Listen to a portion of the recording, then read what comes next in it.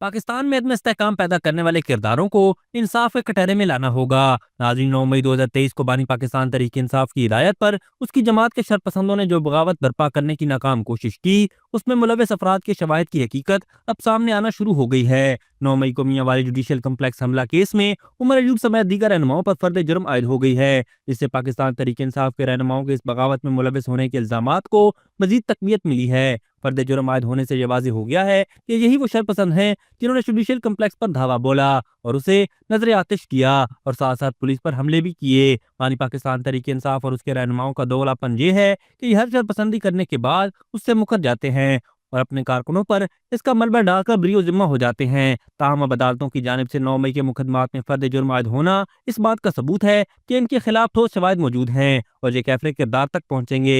एक जानिब बानी पाकिस्तान तहरीक इंसाफ और उसकी जमात खुद को मासूम और रियासी जबर का शिकार करार देते हैं, जबकि दूसरी जानिब इस जमात के शरपसंदों पर 9 मई और 26 नवंबर जैसे पुरतशद्दुद वाकयात में मुलविस होने के ठोस शवाहिद मौजूद हैं, जो इनके दोगलेपन को मजीद वाज़ेह करता है। इसमें कोई शक व शुबा नहीं कि 9 मई को बगावत की कोशिश पाकिस्तान की तारीख का एक स्याह बाब है। इस हमले और बगावत ने पाकिस्तान की सियासत को मजीद तल्ख कर दिया है। पाकिस्तान तहरीक इंसाफ के शरपसंदों ने 9 मई को रियासती इमलाक, फौजी तनसीबात के साथ साथ दिफाए वतन के लिए जान कुर्बान करने वाले शुहदा की यादगारों की बेहुरमती की, जो किसी भी सूरत हाल में काबिल माफी जुर्म नहीं। पाकिस्तान तहरीक इंसाफ का यह तर्ज अमल न सिर्फ जमहूरी इक़दार के खिलाफ है, बल्कि इसने मुल्क के इदारों का भी मजाक उड़ाया है। जब पार्टी की क़यादत खुद अपने कारकुनों को इस तरह के इक़दाम की तरगीब दे रही हो, तो मुल्क में कानून की हुक्मरानी को कैसे बरकरार रखा जा सकता है। पाकिस्तान तहरीक इंसाफ ने खुद को सियासी तौर पर मजलूम दिखाने की कोशिश की, लेकिन इनके अमाल ने इनकी हकीकत को बेनकाब कर दिया। इनका मकसद सिर्फ मुल्क में अफरा तफरी और तशवीश पैदा करना था, ताकि वो अपने मजमूम मकासद हासिल कर सकें।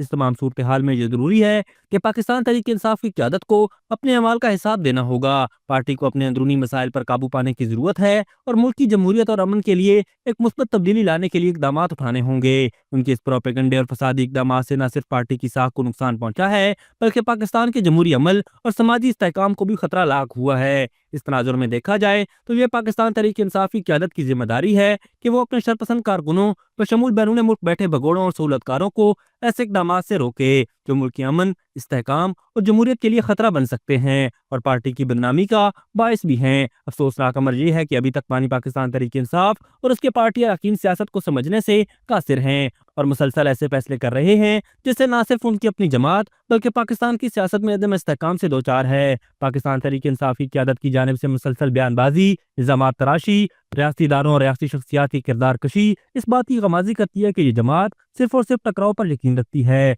9 मई और 26 नवंबर जैसे वाकयात इन्हीं शरपसंद बयानात की वजह से रूनुमा हुए। अदालतों की जानिब से पाकिस्तान तहरीक इंसाफ की क़यादत पर फर्द जुर्म आयद करना इस बात की वाज़ेह दलील है कि अब शरपसंदी के मास्टरमाइंड इंसाफ के कटहरे में लाए जाएं, ताकि मासूम अवाम को बहका कर शरपसंदी की जानिब माइल करने वालों को भी करार वाकई सजाएं दी जाए, जो न सिर्फ मुल्क की सलामती, इस्तेहकाम, मुआशी तरक्की बल्कि बैरून मुल्क पाकिस्तान के तशख़्ख़ुस को पामाल करने में सहूलतकारों का किरदार अदा कर रहे हैं।